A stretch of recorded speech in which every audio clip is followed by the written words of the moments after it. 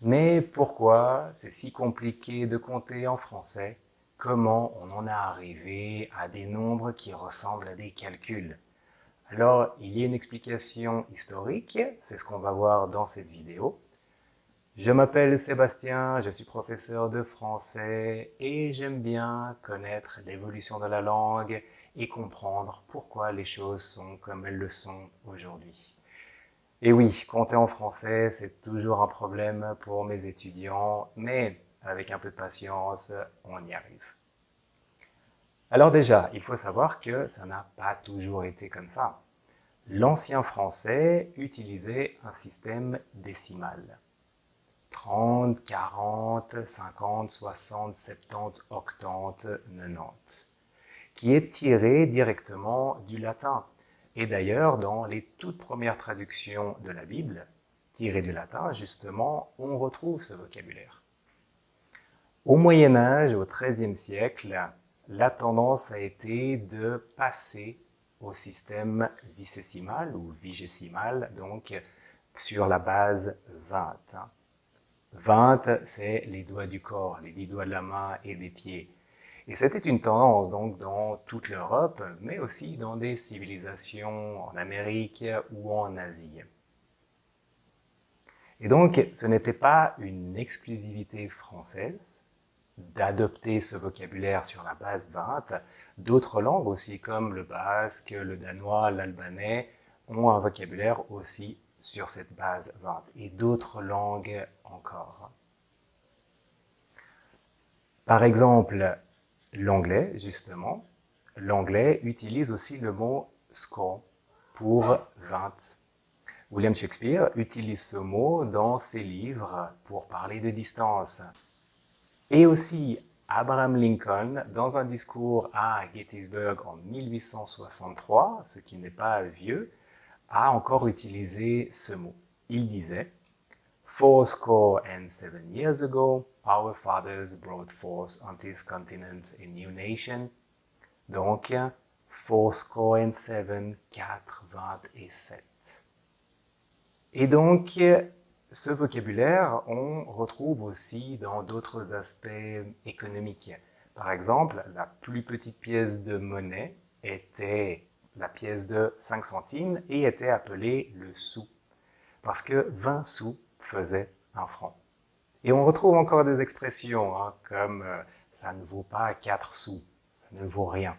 C'est vrai que l'expression a évolué, on dit plutôt ça ne vaut pas 2 balles. 2 balles comme ça ne vaut pas 2 euros. Mais on trouve encore ce vocabulaire justement, quand on parle de sous, on parle de petite monnaie. J'ai des sous. Des petits sous, qui veut des petits sous, moi. Et donc, après ça, donc à la fin du Moyen-Âge, on est repassé au système décimal. Alors là, c'était facile, puisque le vocabulaire existait déjà.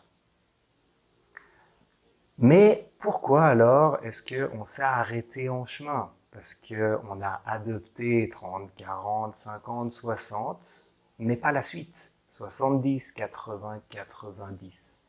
Alors là, on n'est pas complètement sûr. Mais on suppose que c'est à la campagne, les paysans ont gardé ces derniers chiffres, sûrement parce que c'était plus pratique pour délimiter des terrains, pour compter les animaux, le bétail ou les marchandises, les sacs de blé. Donc voilà, cette partie du vocabulaire a résisté, s'est maintenue. Et il s'est maintenu en France et au Québec, mais pas partout.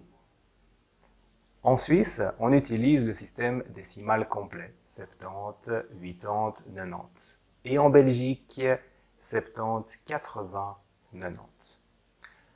Je suis suisse, donc quand j'ai grandi, j'ai simplement appris, j'ai utilisé le système décimal, mais simplement par la suite, j'ai aussi appris le système à la française.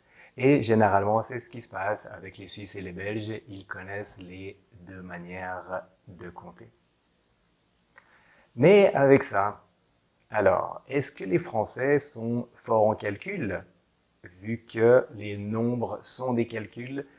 Ben, en fait, non. En fait, ça n'a rien à voir. C'est simplement du vocabulaire.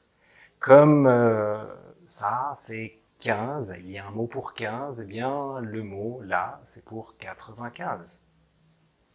Par exemple, si tu dis à un Français, à la place de 75, tu dis 3,25, il ne va pas faire le calcul, simplement il ne va pas reconnaître le vocabulaire.